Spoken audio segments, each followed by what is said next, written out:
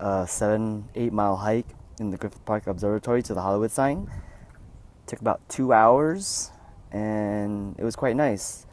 Got a lot of time to be by myself, to think, to ponder, to be with God, and to really look at the nature all around me, the stuff that we always miss when we're too busy doing other things in our lives. And I don't want to miss those things. And I spent too long missing those things in the past because of all the things that were in my head, thinking, pondering, thinking about my past, thinking about my future, being scared about what other people think. I'm happy right now. I love connecting with people. I love talking to people, but I wasn't always like that. In fact, about 2 years ago, I had a bad head injury where I jumped up on a 5-foot brick wall. I slipped back and I fell head first onto the cement, and I got a concussion. And I couldn't move for about 20 seconds. And during those 20 seconds, my life flashed before my eyes. I thought I was going to be a paraplegic for life, and my life just flashed. And then 20 seconds later, I don't know if it was God, probably was, but the doctor said I was lucky to not be paralyzed, and I was lucky to be alive because I fell straight on my head and rolled on my back. And that was quite a life-changing event for me in my life because after that, all the residual effects of that head injury just got progressively worse and worse and worse during the next 2 years. I was broken physically and mentally, and I eventually lost hope in life, and thoughts kept creeping out in my head. The devil just kept on telling me, what's the point? Why do I need to be in life anymore if I'm going to feel this way? And I always told myself every day, just one more day, just one more day. And saying just one more day for 2 years got pretty annoying and got pretty tedious. And I just got to the point where I just wanted to give up. But God didn't let me.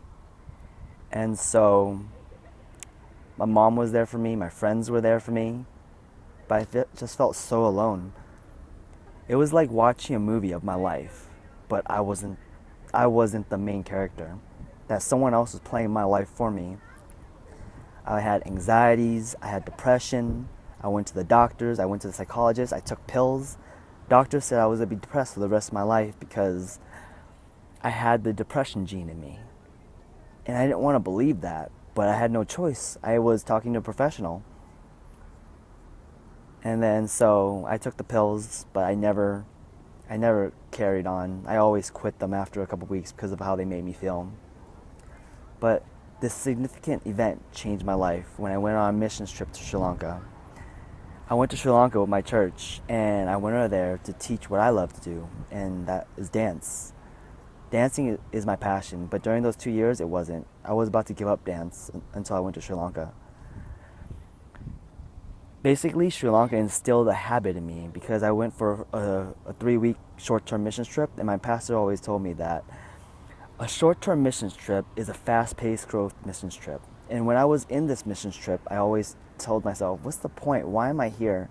Why am I doing this?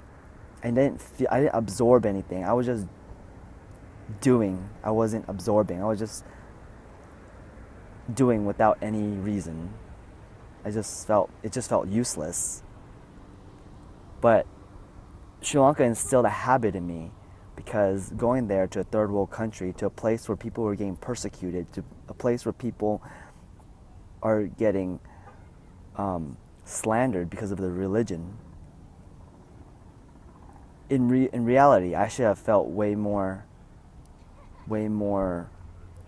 better about life than them, but I felt like I didn't. I felt like I saw them smiling still, I saw them happy, and I was still in my head thinking to myself, what's the point? But it instilled a habit in me where I kept on going, because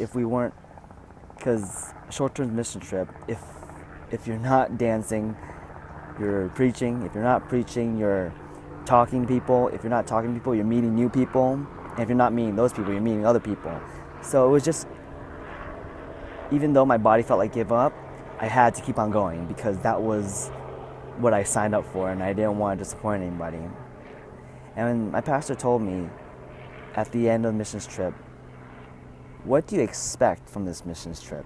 And and I didn't know what to think because I felt like I was there for no reason. There was no point. But something inside my head said that God promised me to promised me healing emotionally and physically.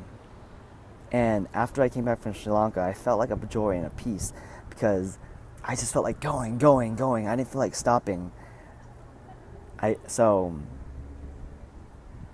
when I had my head injury, my body was broken. I was really hurting everywhere, my knees, my back, my neck, my mind. But when I came back from Sri Lanka, I told myself that every day for 3 weeks, I would force myself wake up at 5 a.m. to work out.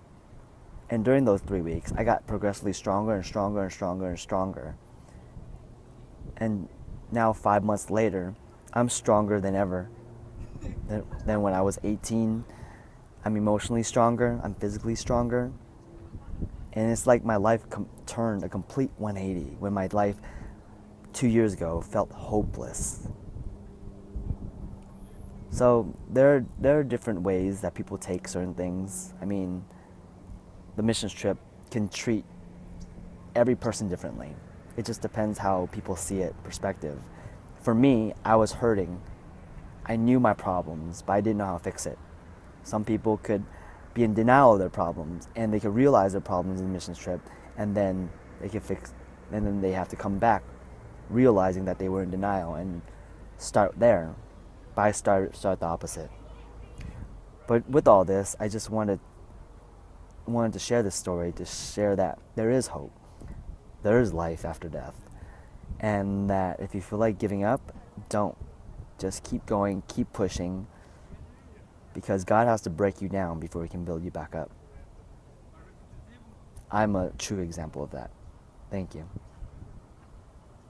And there's the Griffith Park. People were probably listening to me the whole time, which is weird. Whatever. I don't care. I don't care what people think.